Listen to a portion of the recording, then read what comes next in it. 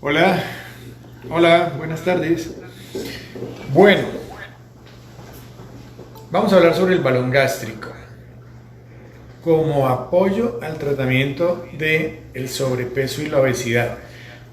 Me gustaría que en la medida de lo posible resolver inquietudes, de pronto que vean esto como una oportunidad para resolver dudas de una manera directa con nosotros. Entonces, quien desee hacer una pregunta, eh, pues nada, estaremos atentos a contestarla. Hay diferentes opciones dentro de los procedimientos bariátricos. ¿Bariátrico qué significa? Control de sobrepeso. Uno de los errores que se comete con frecuencia es meter todos los procedimientos bariátricos o la cirugía bariátrica dentro de uno solo, y muchas veces hay desinformación al respecto. Bariátricos, hay un espectro amplio de procedimientos. No solo hay procedimientos quirúrgicos, sí, algunos más drásticos, diferentes niveles, y también hay procedimientos endoscópicos como la aplicatura, un procedimiento reciente, y el balón gástrico. O sea, todos son realmente bariátricos, porque eso significa procedimientos encaminados a ayudar a controlar el sobrepeso. En ese orden de ideas, el balón es uno de ellos, tal vez el menos invasivo, que normalmente lo consideramos en aquellos pacientes con diferentes grados de sobrepeso. Eso es un punto interesante. No es simplemente para pacientes con obesidad leve o sobrepeso, en algunos pacientes con obesidad severa, con algunas condiciones particulares, también lo hemos utilizado. Puede ser como el tratamiento primario o como apoyo para bajar de peso antes de llevar a una cirugía bariátrica con menos riesgos en aquellos pacientes que tienen sobrepeso muy importante. Pero vamos a hablar del balón como el procedimiento de novo, como el procedimiento que va a impactar o que vamos a utilizar para controlar el sobrepeso. Ahora, antes de entrar un poco en detalle sobre el balón gástrico como procedimiento, lo más importante es tener en cuenta que no es el balón el que les va a bajar de peso, es el cambio de hábitos que se logre, donde el balón va a ser una herramienta, una gran herramienta de apoyo. Pero tenemos que tener muy presente que es el cambio en el estilo de vida lo que finalmente va a llevar a que el resultado que se logre mantener luego en el largo plazo, incluso después de retirado el balón. En ese orden de ideas, cuando hablo de estilo de vida saludable, me refiero a tres pilares fundamentales: aprender a comer, hacer ejercicio y manejo del estrés. Estilo de vida es lo que hace uno en el día a día. Y en ese estilo de vida tenemos que tener en cuenta esos tres pilares fundamentales: comer de una manera inteligente, adecuada, hacer actividad física para reactivar el metabolismo y los 1000 beneficios que trae el ejercicio, y control emocional, manejo del estrés, en la medida en que el estrés genera finalmente una respuesta de hormonas de la alerta que también se caracterizan por reserva de grasa. Cuando hablo de aprender a comer, que es donde nos va a ayudar el balón, hay tres componentes de un esquema ideal de alimentación. Y el objetivo de ese esquema ideal de alimentación es que el cerebro entienda que no nos vamos a morir para que no tenga la necesidad de reservar grasa. Que de una u otra manera, por eso es que las dietas terminan fallando. Una dieta se caracteriza por restricción. Cero harina, cero grasa, en fin. Solo proteína, solo atún y piña, limonada y 3 manís, bueno, cualquier locura. Esa dieta funciona en la medida en que la persona tenga la disciplina, el sacrificio, pero lo que sí tiene garantizado es que después de esa dieta va a venir un rebote. Y el rebote va a ser mayor o menor en la medida en que más restrictiva o menos sea la dieta. Entre más restrictiva, mayor será el rebote. ¿Y el rebote qué es? El cerebro protegiéndole porque entendía que con esa dieta se iba a morir. Entonces viene una respuesta protectora que es la reserva de grasa, que de una u otra manera esa es la capacidad de nuestro cerebro para protegernos, para sobrevivir, y es lo que ha permitido que nuestra especie haya sobrevivido millones de años, incluso claramente y principalmente en momentos en los que no había disponibilidad de comida millones de años atrás. Hoy la situación es muy diferente, tenemos toda la comida disponible, pero el cerebro sigue siendo reservador, o sea, la tormenta perfecta. Entonces, un esquema ideal de alimentación con el cual el cerebro no perciba amenazas tiene tres componentes. El primero, guardar los horarios de comida.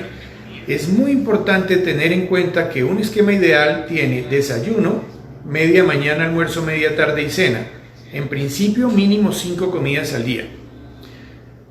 Guardando los horarios. El desayuno tiene que ser, una vez nos despertamos, en la primera media hora, máximo 40 minutos después de habernos despertado. Ese es el momento ideal de desayunar, para que el cerebro no perciba una amenaza y no termine luego reservando, dando la orden de reservar grasa, o sea, que entre en modo reserva de grasa. Y a partir del desayuno, el cerebro monitoriza cada 2 horas y media, 3 horas. Fisiológicamente nuestro cuerpo funciona de esa manera. Tanto así que cada 2 horas y media, 3 horas tenemos picos de acidez para que comamos. Si no comemos, esa acidez empieza a quemarnos el estómago. O sea, todo está sincronizado para que eso funcione. El colon funciona mejor o funciona adecuadamente, mejor dicho, cuando comemos en esos horarios y los respetamos. Entonces, el primer componente de un esquema ideal de alimentación es guardar los horarios. Segundo, nutrición balanceada, que significa que tenemos que comer de todo. Todos los grupos nutricionales, carbohidratos, proteínas, grasas, minerales, vitaminas, no conviene restringir. Pero sí hay 2 condiciones, evitar el exceso y buscarlo de mejor calidad. Pero no quiero por ahora, a menos que hayan preguntas muy puntuales, profundizar mucho en esto. Y ahora sí, el tercer componente de un esquema ideal de alimentación es la porción pequeña, y allí es donde nos va a ayudar el balón. Horarios, nutrición balanceada y porción pequeña. Esos son los 3 componentes de aprender a comer, de comer de una manera inteligente. ¿Qué ocurre? ¿Por qué el balón nos ayuda con la porción pequeña? Porque desafortunadamente dentro de nuestra cultura nosotros comemos con el ánimo de llenarnos, de sentir sensación de llenura, no de nutrirnos. Entonces, plato en Colombia que se respete, se sale del plato y no lo comemos y repetimos, y si hay postrecito le hacemos campo, y eso finalmente termina generando una dilatación del estómago de mayor o menor grado.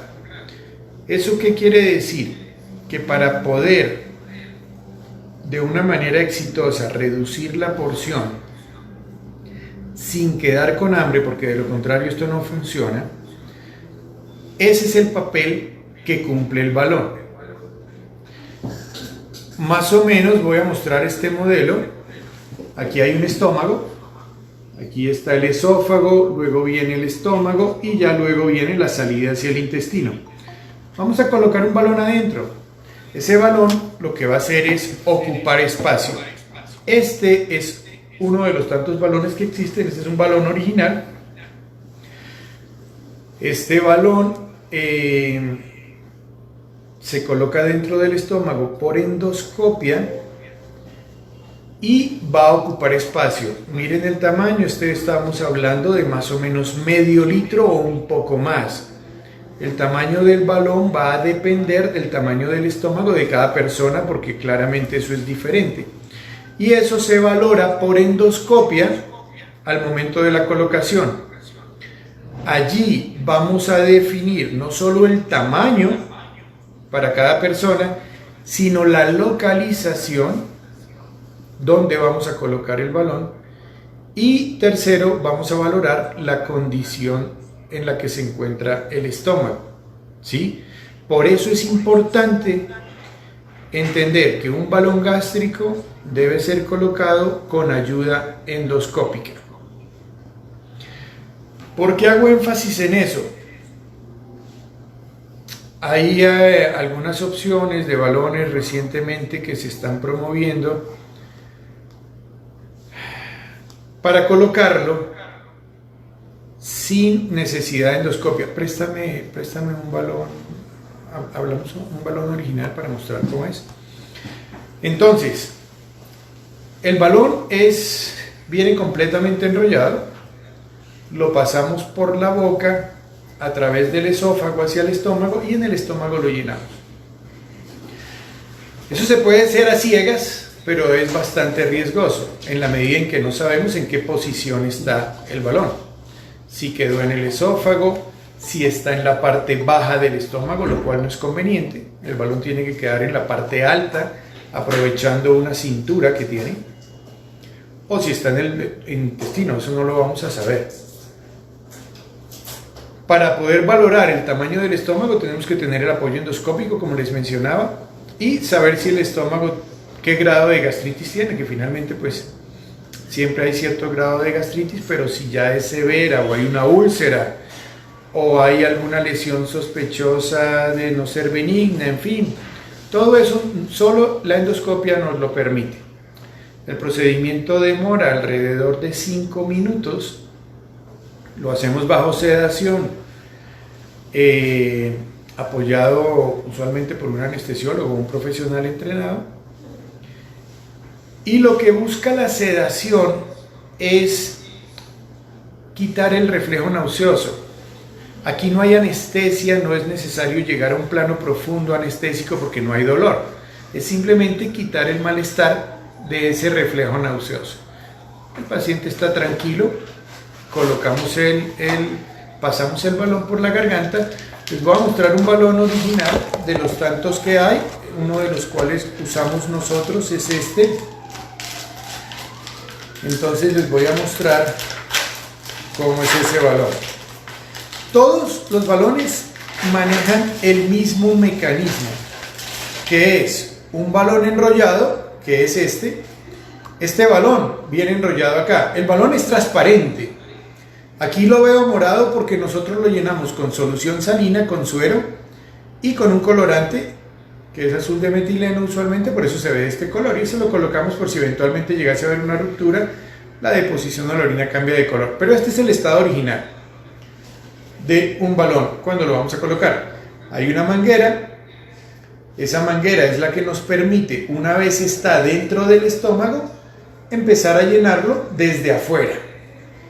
Entonces, ese balón o lo pasa el paciente directamente como el que están promoviendo, como uno de los que están promoviendo, o lo hacemos apoyado bajo endoscopia y sedación para que realmente no sea incómodo. Una vez está dentro, lo empezamos a llenar con suero y, como les decía, el tamaño ya depende del tamaño del estómago de cada persona. Este es un procedimiento ambulatorio. Eso quiere decir que la persona se va para su casa. Sin embargo, se tiene que preparar para un periodo de adaptación que se caracteriza por malestar con cualquier balón. Ya sea que se llene con suero, que se llene con aire, que lo ingiera con endoscopia, que lo ingiera sin endoscopia, en fin, siempre va a haber un periodo de adaptación que varía entre persona a persona dependiendo de la tolerancia. Eso obviamente es diferente, pero siempre existe. Ese periodo suele durar 3 días, 4 días, a veces menos, a veces un poco más, y la idea es poder apoyar al paciente en ese periodo de adaptación. Por eso el paciente se va para la casa, pero se va con un catéter en el brazo que nos permite colocar medicamentos. Usualmente vienen a nuestra clínica los próximos días, colocamos suero para hidratarle, hay que evitar la deshidratación, y hacemos una dieta líquida que de manera progresiva va avanzando hasta llegar a la dieta blanda y luego normalizar con los sólidos. Esto es algo progresivo que dura algunos días. Ese periodo de adaptación siempre se quita, ese periodo de malestar. son náuseas, cólico, ganas de vomitar. ¿Yo por qué me puse esto? Una indigestión tenaz, como si se hubieran comido un balón, que literalmente fue lo que pasó. Se va a quitar siempre, siempre se quita. Algunas personas me han preguntado, bueno, ¿y qué pasa si mi cuerpo lo rechaza y definitivamente no lo tolero? Realmente rechazo no hay. O sea, sí hay un periodo de adaptación, porque obviamente es como si tal cual nos hubiéramos comido un balón. Y el estómago se tiene que adaptar a estar lleno permanentemente, a no desocuparse. Siempre ocurre, pero hay que tener paciencia. En algunos casos, con pacientes de muy baja tolerancia, pues nos vemos en la obligación de retirarlo, pero estoy hablando que eso ocurre de una manera muy ocasional. Entonces, pero es importante saber eso, que no es que el cuerpo lo rechace, sino es que el nivel de tolerancia no es adecuado. Cuando se va a colocar el balón, debe estar muy dispuesto, debe conocer que hay ese periodo de adaptación, debe conocer que hay malestar, debe estar acompañado, ¿sí?, con suero, en fin, con medicamentos para aliviarlo, y finalmente eso va a ceder. Una vez cede, ya viene el periodo, o sea, la colocación del balón en la matrícula de un curso que inicia en ese momento, y es un curso para cambiar los hábitos. Finalmente, ese curso o ese periodo en el que tenemos el balón es para educar el cerebro. Esto no es con el estómago.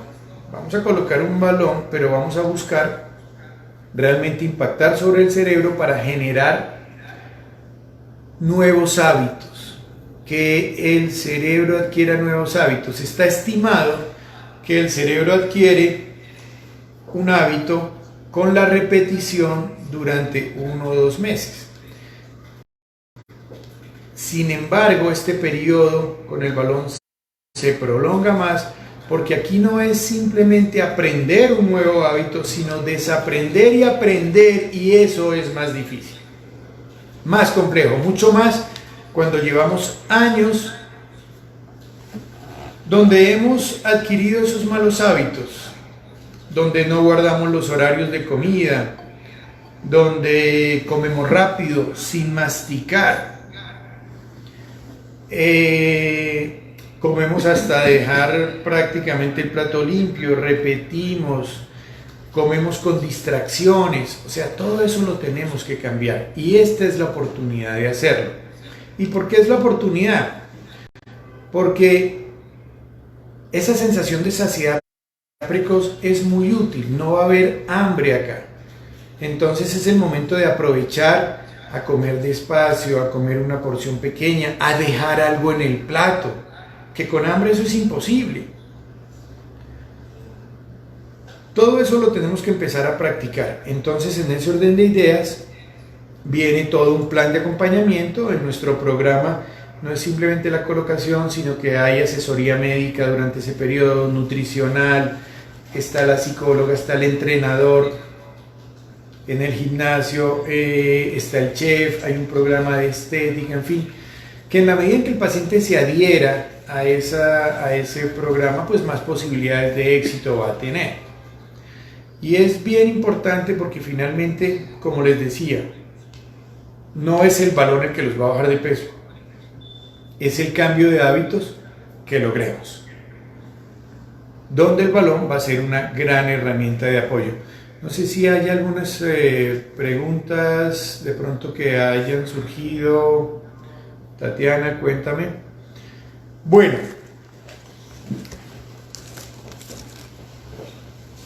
hay un par de restricciones en términos generales durante el periodo que tenemos el balón. No conviene consumir alcohol porque estos materiales de todos los balones es supremamente suave, algunos más delgaditos que otros, algunos duran 3-4 meses, otros alcanzan el año. Pero finalmente el ácido del estómago lo termina deteriorando y puede haber una ruptura espontánea, que luego antecede a una expulsión también espontánea del balón. Sin embargo, lo más conveniente es entrar y retirarlo por endoscopia, porque uno no sabe si ese balón va saliendo, de pronto se queda allí trancado, genera una obstrucción y eso obliga a operar para retirar el balón, cualquier balón, porque el material no se deshace, se rompe, pero el caucho está, ya se ha reblandecido y usualmente se expulsa. Pero ¿qué pasa? Hay pacientes que han sido intervenidos, cirugía de apéndice, peritonitis, cesárea, cualquier intervención en el abdomen siempre genera adherencias. Esas adherencias pueden enrollar un poco el intestino y uno no sabe si un balón allí bajando genera la obstrucción. Por eso lo ideal también es tratar de sacarlo por endoscopia.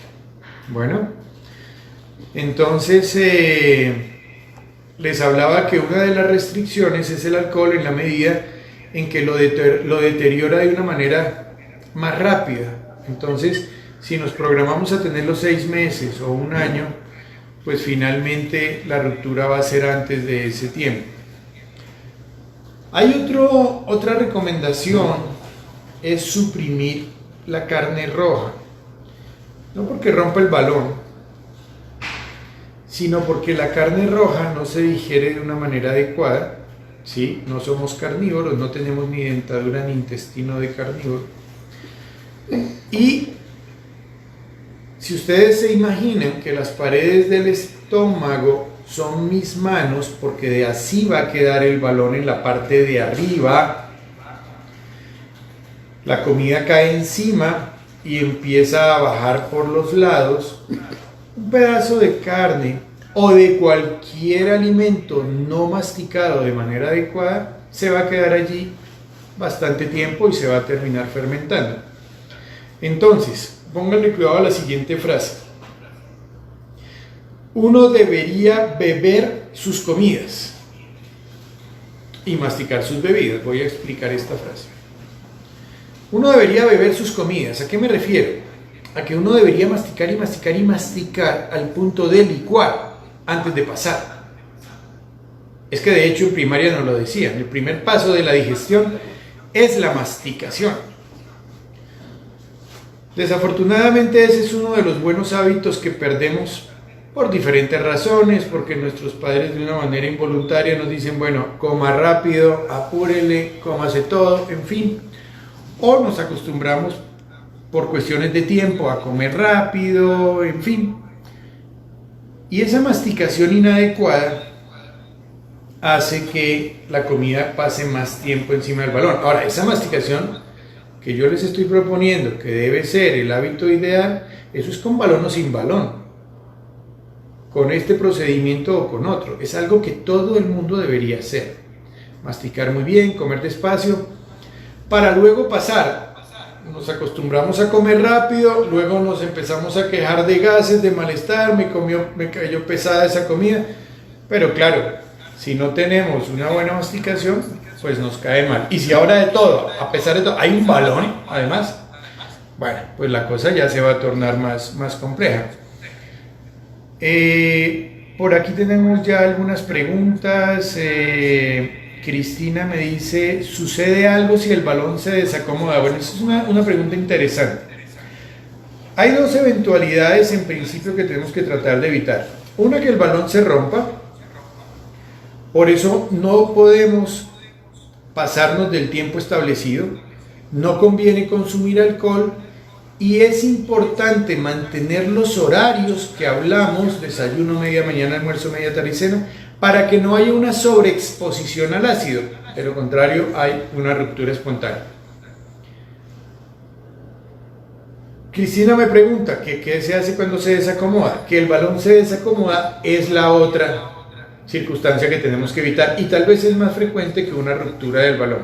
Y es más frecuente en las mujeres que en los hombres, porque en el hombre la pared del estómago es más firme y esa cintura lo es de la misma manera. Entonces, ¿a qué se refiere Cristina cuando dice que si el balón se desacomoda?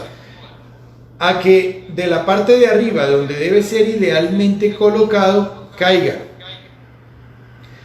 y se ubique en la parte de abajo, en esta parte de abajo. Entonces, ¿qué pasa si el balón queda aquí abajo?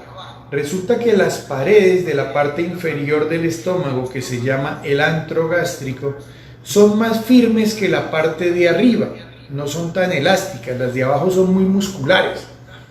Entonces un balón en la parte de abajo va a quedar allí aprisionado y va a evitar que el vaciamiento del estómago se lleve a cabo. En ese orden de ideas, toda la comida se va a represar encima, el paciente va a estar vomitando, deshidratado, indispuesto, porque no hay un flujo adecuado del alimento. Se puede reacomodar. De hecho, en nuestro equipo todos estamos entrenados para acomodarlo nuevamente y esto se hace por masaje manual externo. No es necesario hacer nuevamente una endoscopia. Sin embargo, una vez esta cintura se dilata, ya queda con tendencia a caer. Entonces algunos pacientes deben estárselo, les enseñamos también cómo hacerlo y se lo acomodan continuamente. De hecho, hay algo que me gusta que los pacientes hagan y es que acuesten el balón. ¿A qué me refiero con esto? En la noche, cuando ya estén en la cama, boca arriba, se van a acomodar el balón, les indicamos cómo hacerlo, de tal manera que el balón pase toda la noche arriba y no haya posibilidad de que vaya dilatando, dilatando, dilatando y en algún momento se llegue a caer. Entonces, Cristina, esa es una pregunta bien interesante porque ocurre con cierta frecuencia y tenemos que evitar que eso pase. Camila me pregunta, doctor, del tiempo de adaptación y los hábitos alimenticios, ¿al cuánto tiempo se puede comenzar a hacer ejercicio? Bueno, más o menos eso es a los 10 días, puede ser un poquito más.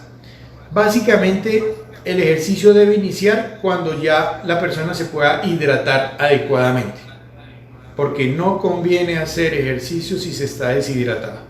Entonces, que ya esté tolerando vía oral, que se esté hidratando adecuadamente, que ese es otro punto bien importante que hay que tener en cuenta. Así como hablamos de los horarios de comida, la hidratación también tiene una particularidad. Una hidratación ideal debe ser de a sorbitos todo el día. Cuando la persona logre hacer eso, ya puede iniciar la actividad física, porque tiene que hidratarse antes, durante y después.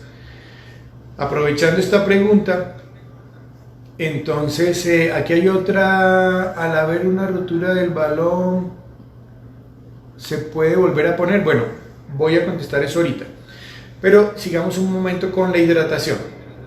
Entonces, la alimentación en sus horarios y la hidratación de una manera permanente. Y esto que estoy diciendo lo debemos hacer todos, con balón o sin balón. Es que desafortunadamente tampoco nos hidratamos de una manera adecuada.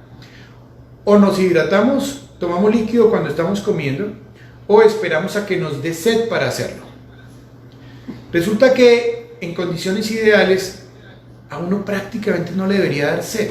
Es que la sed ya es una alarma que enciende el cuerpo para que tomemos líquido porque nos vamos a morir. Es ese botón rojo de alarma diciendo tome líquido o nos morimos. No deberíamos llegar a ese punto. ¿Eso qué significa? Que en condiciones ideales uno desde que se levanta hasta 1 hora y media, 2 horas antes de ir a la cama para que ya luego no haya reflujo, uno debería estar tomando líquido de a sorbitos todo el tiempo. Si lleva líquido en el carro, en la oficina, en la casa, continuamente deberíamos estar tomando líquido. Ese es uno de los hábitos, de los buenos hábitos que hay que adquirir.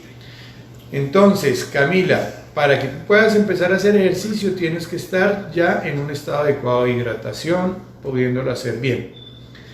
La pregunta de Wilmer, que si el balón se rompe, ¿se puede colocar nuevamente? Sí se puede colocar nuevamente, no solo si se rompe, sino tenemos algunos pacientes que adecuadamente bajan de peso, sienten alguna inseguridad de retirarlo, porque eso es algo que ocurre, ya luego no se lo quieren retirar, pero es necesario. Entonces se puede colocar otro. Finalmente, este es un procedimiento completamente reversible. En algunos casos, hemos llegado a colocar nuevamente otro balón. Ahora, aquí hay un aspecto bien interesante. Si alguien decide colocarse nuevamente un balón, el momento ideal de hacerlo es al retirar uno se coloca el otro en ese mismo momento. ¿Para qué? Para evitar nuevamente un periodo de adaptación. Si uno retira uno y a la semana se lo vuelve a colocar, el malestar es doble, porque el estómago ya ha cogido fuerza. Entonces va a molestar mucho más un segundo balón. Si alguien quisiera nuevamente hacerlo en consenso con el médico y con una indicación adecuada, se puede hacer, pero en el mismo momento.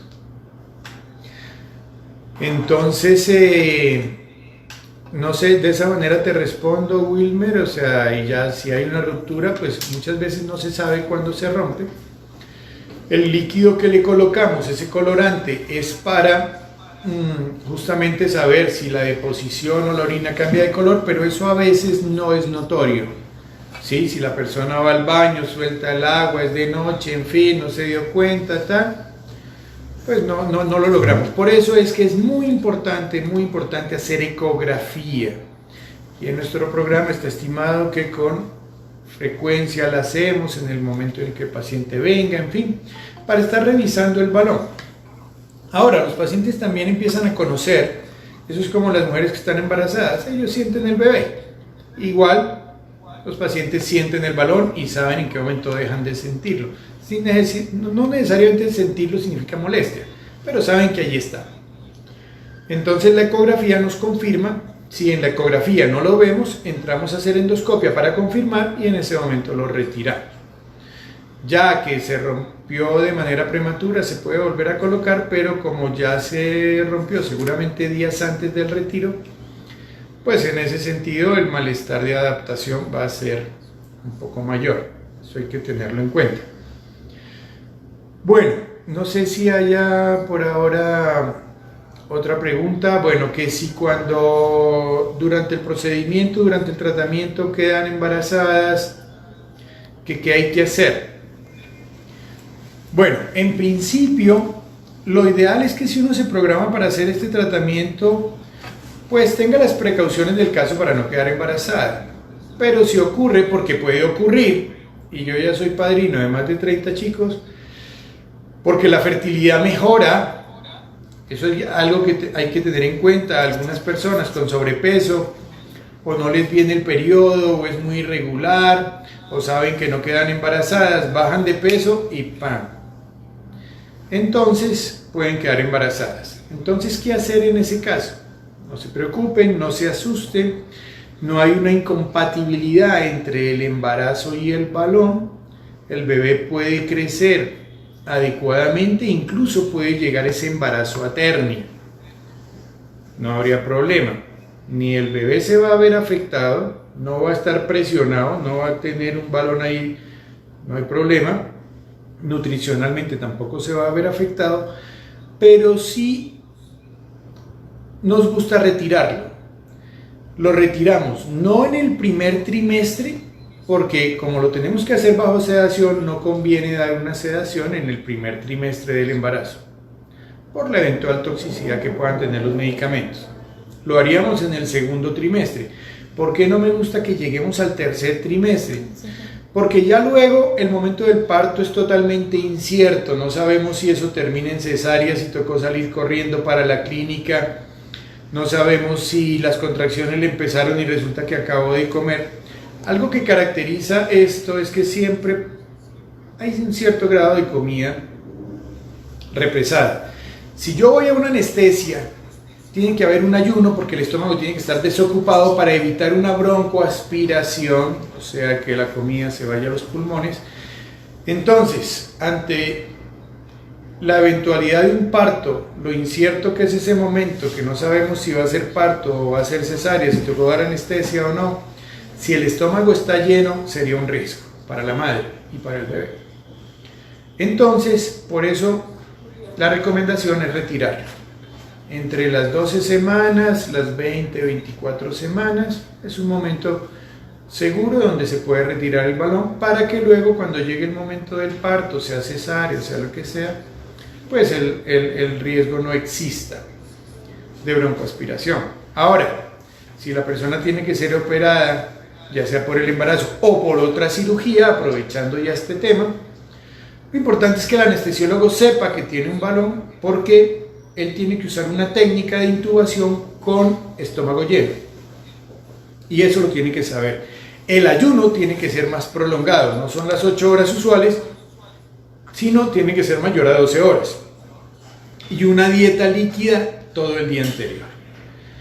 Entonces esas son algunas consideraciones que hay que tener en cuenta. Bueno, cuéntame si hay más preguntas. Dime. No sé si ya contestaron esta. ¿Cuál? La de Cristina Rojas Palomino dice: doctor, buenas tardes. Al momento de hacer ejercicio, ¿no hay peligro alguno de que el balón se rompa o se desencadene? Cristina está haciendo preguntas bien interesantes.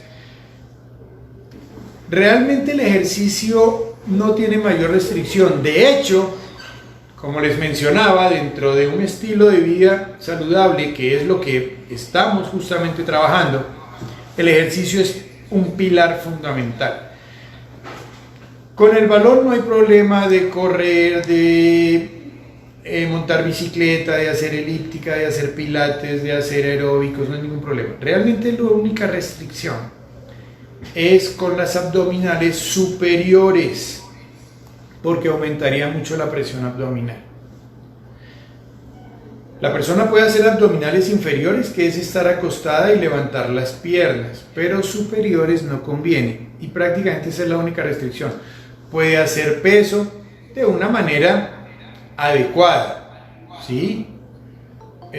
Donde la fuerza se haga en el punto que es, donde no se aumente la presión abdominal de una manera irregular. Entonces no hay restricción con el ejercicio.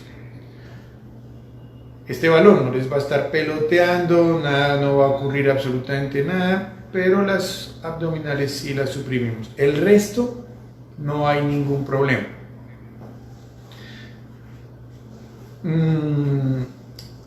Bueno, mientras de pronto hay alguna otra pregunta, continúo con el tema de lo que debe ocurrir durante el tiempo del balón. Y como les había mencionado antes, algo que es bien importante es tener en cuenta que ese periodo de aprendizaje va a contar con un maestro, que es el balón, pero va a ser implacable. Todo lo que hagan mal se los va a cobrar. ¿A qué me refiero con esto? Que si no se guardan los horarios, si se come rápido, no se mastica bien, hablan mucho cuando comen, se pasan con la cantidad, en fin, la comida se empieza a acumular y al final del día hay comida represada, se acuestan, duermen, esa comida pasa la noche allí, se fermenta y al otro día malestar, gases, fétidos, eructos, bien incómodos. Los van a sacar de la habitación, su pareja, de la oficina se van a dar cuenta que se pusieron un balón. Esto va a ser una locura. Hasta diarrea les puede dar, van a estar con cólico, en fin.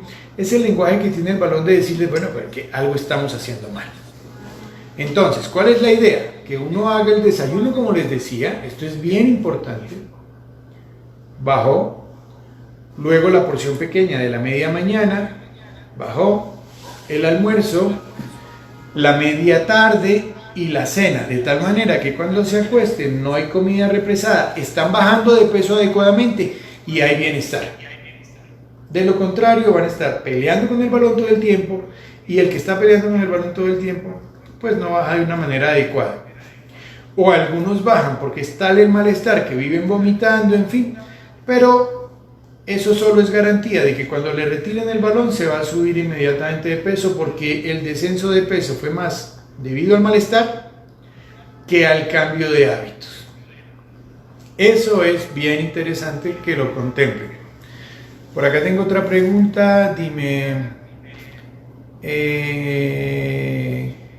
Doctor, el momento de hacer ejercicio hay peligro con que el balón se desencaje.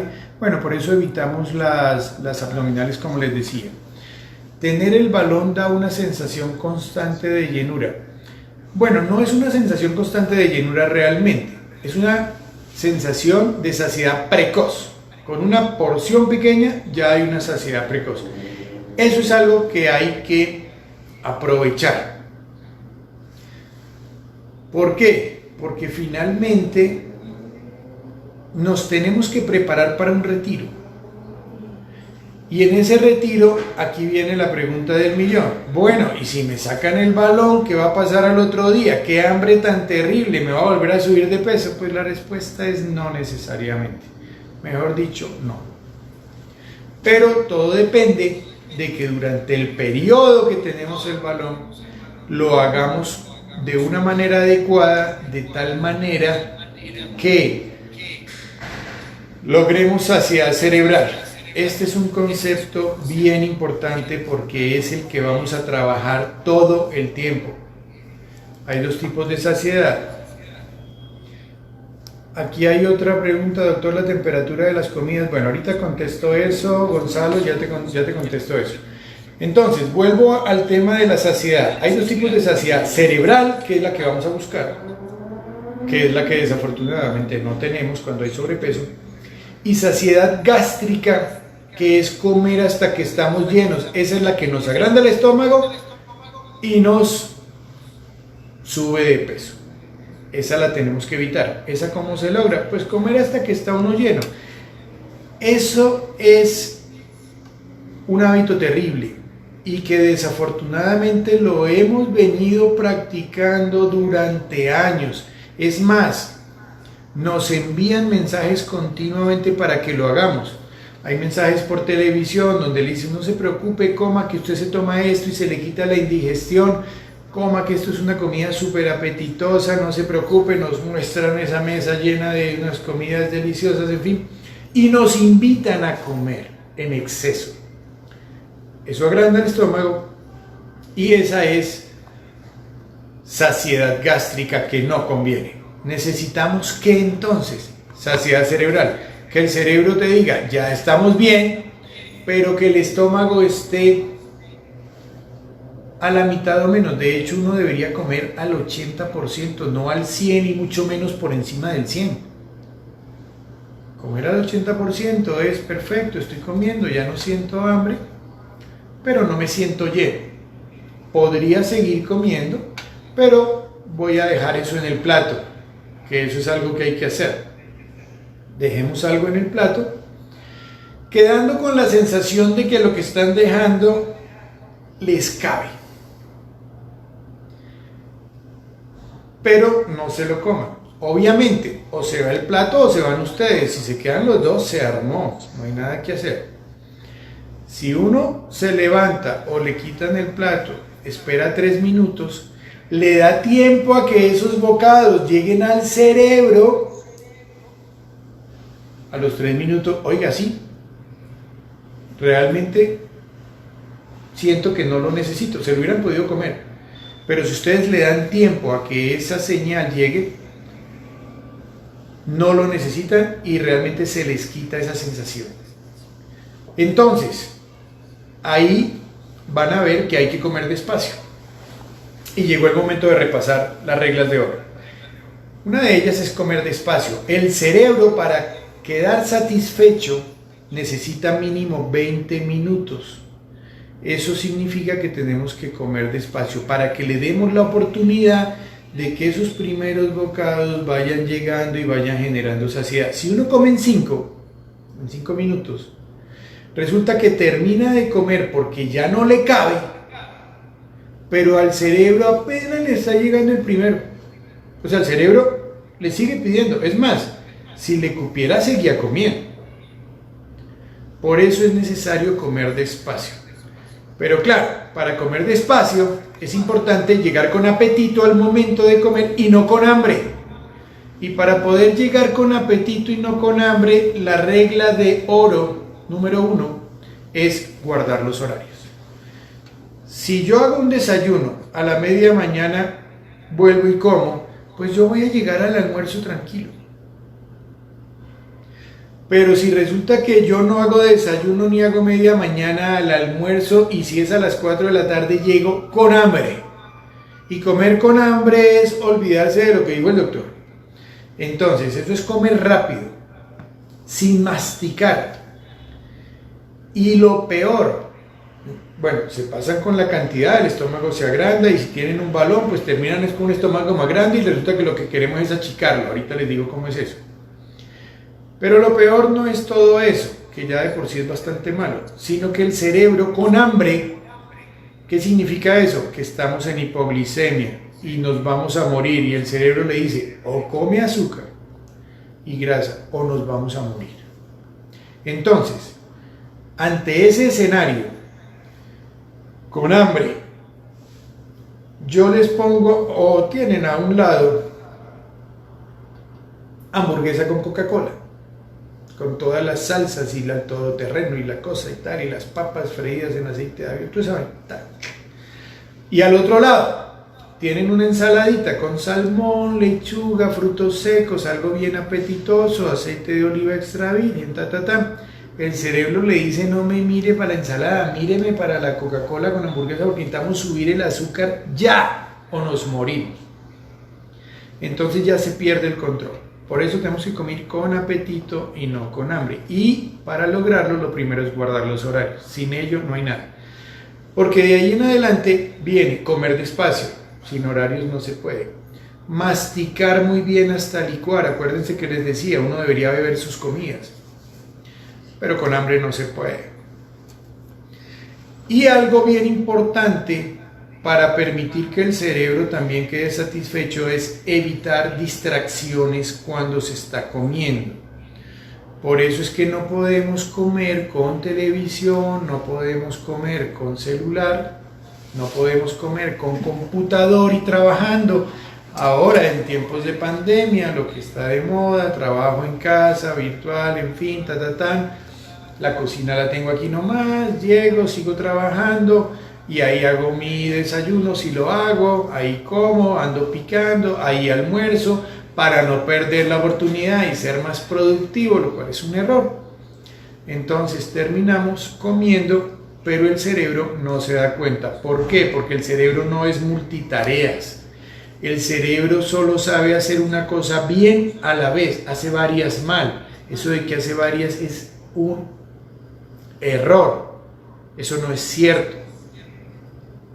Entonces, cuando uno está trabajando, o está viendo televisión, o va a cine, la atención está en esa actividad, no está en la comida. Entonces, ¿qué pasa? Terminamos comiendo más de la cuenta. De hecho, la mejor prueba era algo que decía, que nos enseñaba el doctor Freddy Sánchez, psiquiatra que ha trabajado mucho en nuestro programa. Ponía un ejemplo bien interesante. Después de cine, después de entrar con bandeja, eso no era en mi época que uno entraba con dos cositas así, no, eso ahora es con bandeja, con unas cosas de este tamaño que por 1.000 pesos se las agrandan. Eso es una barbaridad. La película dura 1 hora, hora y media, 2 horas, uno está con la atención allá. En ese momento sí que no hay celular ni nada, está uno allá, se come todo eso y sale de cine. ¿Y cuál es el plan? Vamos a comer. Pues ¿cómo así que vamos a comer? Mira lo que se acaba de comer. Pues claro, el cerebro no se enteró. Entonces hay que evitar distracciones. Y si ustedes comen en el trabajo, viendo televisión, y eso se vuelve un hábito, como ocurre cuando se va a cine, que prácticamente uno compra el tiquete y eso es inmediato porque ya se creó una asociación entre cine y crispetas, y ahora perro y gaseosa y bueno, en fin. Entonces, si esa asociación se crea, resulta que cada vez que ustedes prenden el computador, porque van a llegar a trabajar, y como están acostumbrados a comer allí, uy, prendieron el computador, pero aquí falta algo, la comida, claro, porque se creó esa asociación. Y se los voy a demostrar, préstame allí una hojita, por favor. El cerebro crea esas asociaciones, como el que saca al perrito a orinar, el que tiene la mascota, y el perrito siempre orina en el mismo poste, en la misma mata, en la misma piedra, el cerebro empieza a crear esas asociaciones. Computador, trabajo, eso va con comida y la tenemos perdida.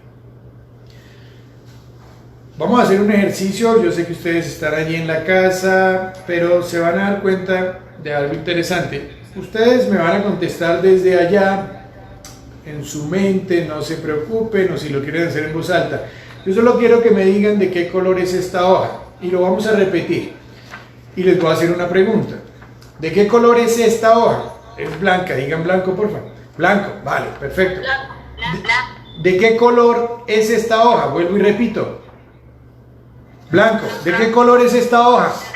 Blanco. ¿De qué color es esta hoja? Blanco. ¿Qué toman las vacas? Leche. Uy, carajo, las vacas no toman leche. Las vacas toman agua, pero esa asociación que genera el cerebro existe y eso hay que cortarlo. Entonces, por eso, si ustedes están en casa, haciendo trabajo en casa o en la oficina, en fin, corten esa relación. Uno tiene que comer en otro ambiente. Váyanse a la sala, váyanse al cuartico de estar, a donde consideren, al comedor, en fin, pero no lo hagan en el mismo sitio donde se está trabajando. ¿De acuerdo? Eso hay que cortarlo. Había una pregunta que me hacía Gonzalo, que era que si la temperatura de los alimentos afecta el balón. No, realmente no, realmente no. De hecho, fíjate que nuestro cuerpo está a 37 grados, esa es la temperatura que mantiene permanentemente el balón. Un poquito más caliente que ello o más frío no va a terminar afectando el balón. Lo que sí lo afecta es el alcohol, por eso ya lo mencionábamos, no conviene. ¿Tienes allí otra pregunta? Bueno, aquí me están preguntando algo bien interesante y bien preocupante y de actualidad. Fíjense lo que yo he estado diciendo todo el tiempo, que un esquema ideal en términos de horarios implica que hay que hacer desayuno en la primera media hora, máximo 40 minutos después de haber comido, y a partir de allí cada 2 horas y media. Eso es válido con balón, sin balón, con manga, sin manga, mejor dicho. Si nuestro cuerpo tuviera instrucciones, nos dirían: usted tiene que comer de esa manera. ¿Qué está pasando ahora? Que se está promoviendo mucho y ya me llegan todos los días pacientes con ayuno intermitente, con ejercicio en ayunas, con dieta keto, en fin. Lo cual es muy inconveniente. Si se tiene un balón, es bien inconveniente. Si no se tiene, lo va a hacer de la misma manera. Si uno hace un ayuno prolongado y tiene un balón, pues va a llegar el momento en el que coma, y cuando coma va a comer con hambre y va a comer abundante y todo esto. Imagínense que tiene un balón. O sea, es una locura. Pero supongamos que no lo tiene. Hagamos ese paréntesis. Cualquier persona normal que quiere bajar de peso y resulta que en las redes sociales les dicen: oiga, haga esto. ¿Por qué es inconveniente? Muy rápido, porque no es el tema de hoy, pero lo quiero tratar muy rápido porque sí es muy relevante. Entonces, ¿qué pasa? Están dormidos 8 horas. En esas 8 horas durmiendo, el corazón no se para, los pulmones no dejan de funcionar, el cerebro sigue trabajando, los riñones, ellos no funcionan gratis, ellos consumen glucosa, y son 8 horas. Y no estamos comiendo porque en ese momento el cuerpo se está reparando además, y está usando la energía para reparar las células que murieron, se desgastaron en el día. O sea, el cuerpo sigue trabajando, sigue gastando energía, pero nosotros no estamos consumiendo, pero fisiológicamente eso es sano y eso es normal. Allí hay reservas y existe todo eso. Pero finalmente, después de esas 8 horas, se desgastó el combustible. Pues ya está. A ver, la importancia de desayunar. Hay que volver a recargar. ¿Qué pasa si no lo hacen? Bueno, quedan algunas reservitas de azúcar, de glucógeno en el hígado y en el músculo, que si ustedes deciden ayunar un día, bueno, el cuerpo las va a utilizar y sobreviven. El corazón empieza a usar eso, esas reservitas del hígado y del músculo. Que lo hicieron otro día, de pronto todavía tenía, porque bueno, de pronto todavía algo allí, pero 3, 4 días ya no lo aguanta. Entonces, ¿qué pasa? Como ese hábito es para hacerlo no un día, sino continuarlo por semanas, entonces no consume alimento, no hay reservas en el hígado y en el músculo. Y el argumento de quienes promueven esto es que entonces el cuerpo usa la grasa como combustible. Ese sería el escenario ideal, pero desafortunadamente no es tan cierto. ¿Por qué? Porque para quemar grasa hay dos pasos que toman tiempo, son complejos y requieren, como les voy a explicar, de ejercicio. ¿Cuáles son esos dos pasos? El primero es la lipólisis.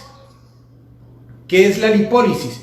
Que en el gordito, en el adipocito, está el triglicérido, que son 3 moléculas de ácido graso y una de glicerol. ¿Qué es la lipólisis entonces? Que el glicerol se queda ahí adentro, pero salen a la sangre las 3 moléculas de ácido graso. Pero eso no significa que haya quemado grasa. Eso es bien importante. Se degradaron las moléculas y salieron a la sangre.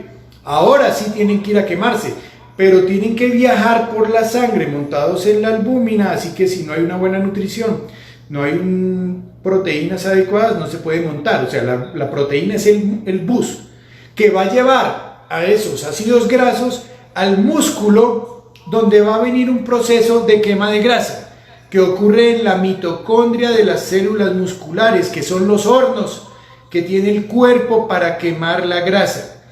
Pero ese proceso se llama beta-oxidación. ¿Pero de qué requiere? De que esos ácidos grasos se bajen de la proteína, entren a la membrana celular, luego entren a la membrana de la mitocondria, que tiene 2 capas, y luego se queme y se convierta en ATP. Eso dura, por lo menos haciendo ejercicio, dura media hora, porque hay un estímulo. ¿Qué ocurre entonces? Volviendo a nuestro escenario de ayuno, no tenemos combustible porque no estamos comiendo. Se nos acabaron las reservas porque llevo ya 3 días ayunando.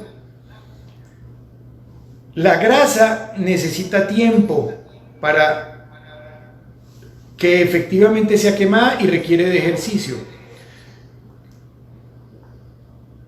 ¿De qué dispone entonces nuestro cuerpo para sobrevivir? Del músculo. Es metabólicamente más fácil coger el músculo, convertirlo en energía, que coger la grasa. Entonces, ahí viene la trampa.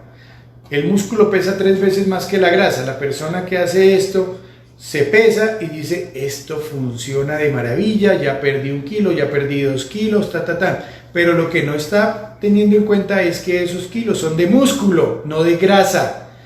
Su composición corporal se está viendo afectada, ahora su cuerpo es más graso.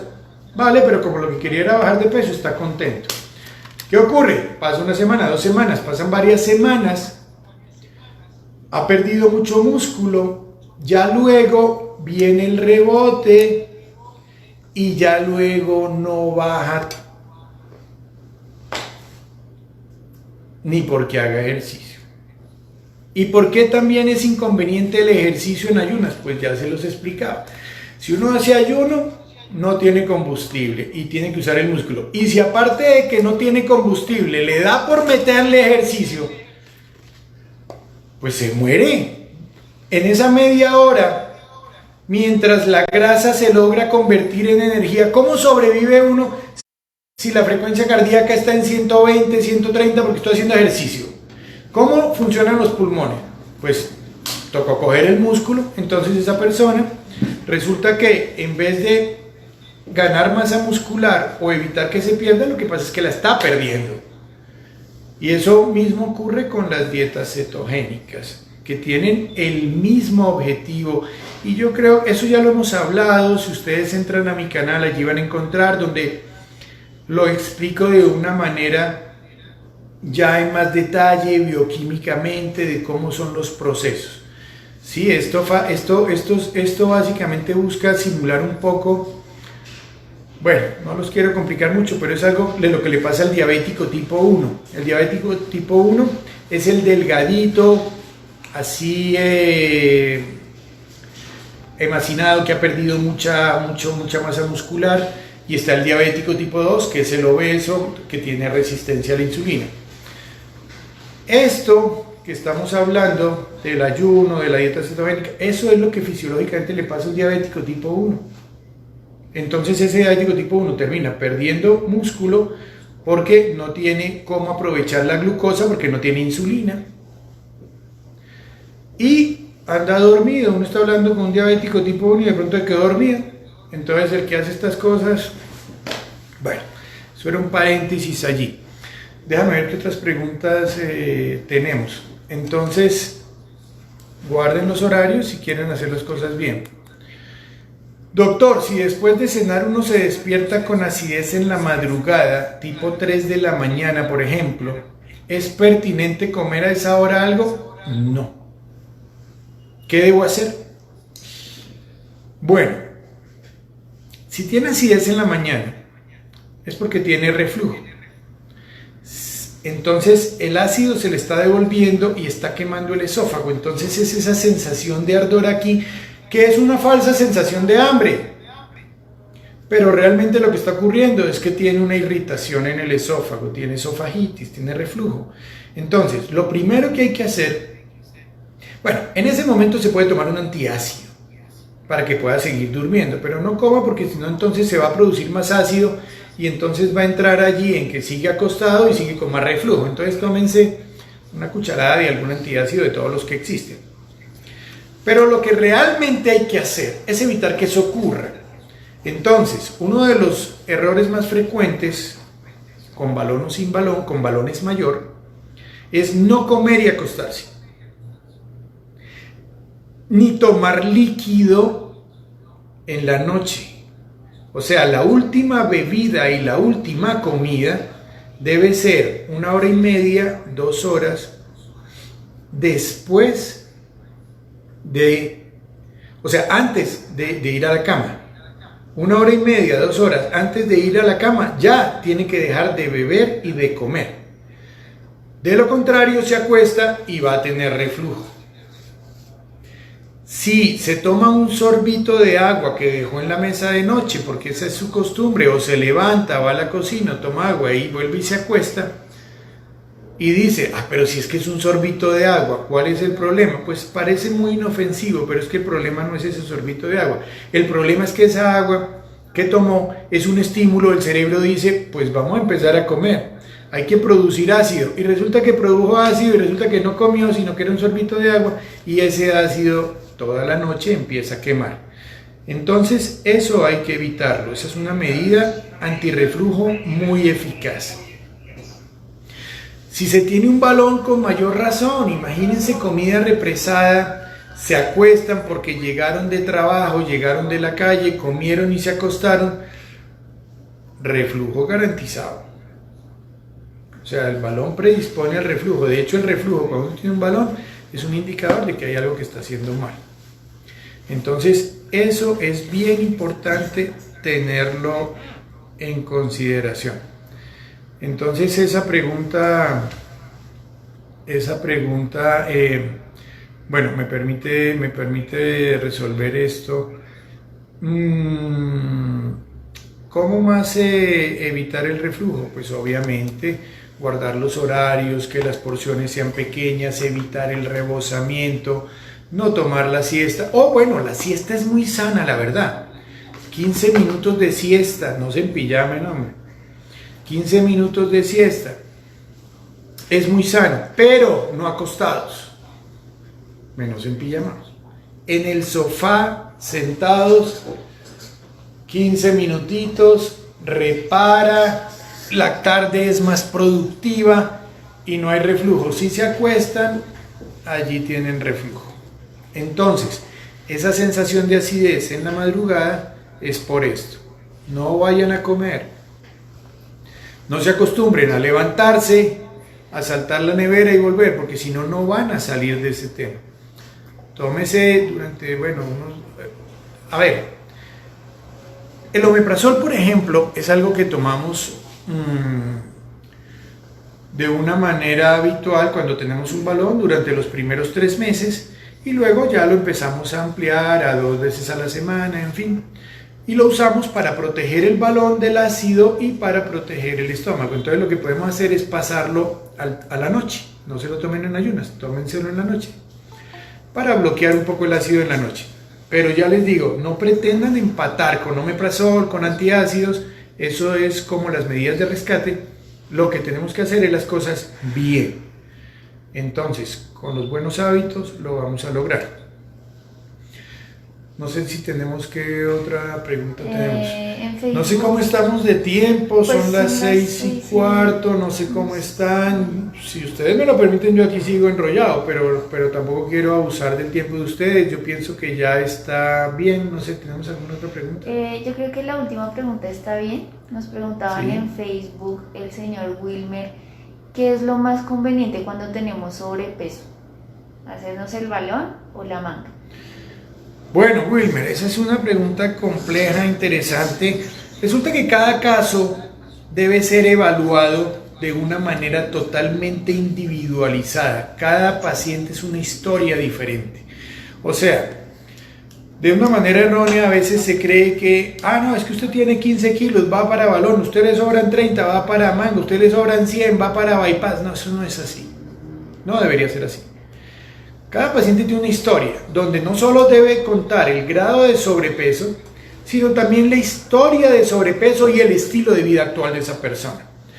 De esa manera podemos escoger si se beneficia más de un balón o ya requiere una ayuda adicional como una manga gástrica, pero cada caso debe ser totalmente individualizado. Entonces, pacientes con, ya les digo, tenemos pacientes con sobrepesos marcados, pero una voluntad férrea, una disposición grande de querer cambiar, el balón puede funcionar. Pacientes que tienen historias muy largas de sobrepeso, que se han hecho lipos, que se han hecho lipectomías, que es un error, no, ese es otro tema. Bueno, que conocen todas las dietas, más de las que yo me conozco, Hombre, probablemente un balón no sea la mejor opción, esa persona tal vez necesita más ayuda. Pero es que solo le sobran 20 kilos, no pasa nada, ¿para qué le vamos a poner un balón? Si va a fallar y en un año estamos hablando de la manga. Entonces probablemente ese paciente se va a beneficiar más de una manga. Pero si resulta que es la chica embarazada, que era delgadita, hace 2 años se embarazó, tuvo su bebé, pero no ha podido retomar el peso, pues le pegamos un empujón con el balón, no se justificaría una manga. Entonces cada caso tiene que ser evaluado y en consenso. La labor nuestra como médicos es poner todas las opciones sobre la mesa para que el paciente, que finalmente es quien va a hacer todo el esfuerzo, pues decida si lo quiere hacer con un balón o con una manga. Obviamente nosotros nos asesoramos y le decimos, mire, estas son las ventajas en su caso de este o las ventajas del otro. Pero ya te digo, o sea, no podemos decir todos para balón, todos van para manga. Hay uno intermedio que es interesante, luego hablaremos de él, que es la gastroplastia o plicatura endoscópica, que es por endoscopia. Hacemos un pliegue, ¿sí? Cuando uno hace una manga, corta el estómago y quita la parte que sobra. Cuando uno hace una aplicatura, hace un pliegue sin cortar. ¿Por qué digo que es intermedio entre balón y manga? Porque finalmente esos puntos se terminan soltando. Pero es una opción que también existe, que la vamos a mencionar en una próxima sesión. Pero entonces, hay un espectro amplio de procedimientos. Cada quien es candidato para uno o para otro, ¿sí? Entonces espero, pues, Wilmer, haberte respondido esta pregunta. Bueno, me encanta estar acá. Yo pienso que de verdad que yo podría seguir, me encanta, me enrollo pero yo pienso que también es ya hora de que lleguen a casa, descansar, cenar temprano para que no les dé reflujo, en fin. Y hablaremos en una próxima oportunidad, vamos a hablar de la manga gástrica, que también hay muchas preguntas sobre ello. Luego hablaremos de la gastroplastia y en fin, los invito a que revisen nuestro canal donde hablamos de muchos otros temas, como les mencionaba, el tema del ayuno, de estas cosas que realmente no son convenientes, o sea, eso tiene indicaciones para algunas personas en particular con unos objetivos, a veces en algunos deportistas muy puntuales, pero eso no es para todo el mundo. Entonces los invito a que revisen esa información, pueden visitar nuestra página www.programapesosaludable.com. Bueno, pues buenas noches a todos, gracias por habernos acompañado, por habernos permitido pues llegar y resolver muchas inquietudes. Me parece que estos espacios que logramos crear de manera, que es ideal que la gente se pueda asesorar de aquellos que nos hemos entrenado y tenemos experiencia, dejando de lado egos y cosas y tal, pero sí es importante que la gente busque cómo obtener información, porque realmente hay un grado de desinformación y de malas versiones, en fin, hay personas que confunden un balón con un bypass cuando estamos hablando de dos extremos, y así hay muchos conceptos errados, mitos, en fin. Entonces cuando ustedes tienen un profesional, busquen profesionales con experiencia, miren su currículum, tal, para que sepan a quién escuchan. Bueno, no soy tal vez, pues, pero sí me he entrenado, he tratado, y lo que les estoy diciendo es producto de muchos años de experiencia manejando pacientes con balón. Bueno, ya hablaremos luego de la manga. Buenas noches a todos. Estilo de vida saludable, con balón o sin balón, para tener un peso adecuado, vivir mejor, tener más años de vida. Bueno, pues nada. Buenas noches.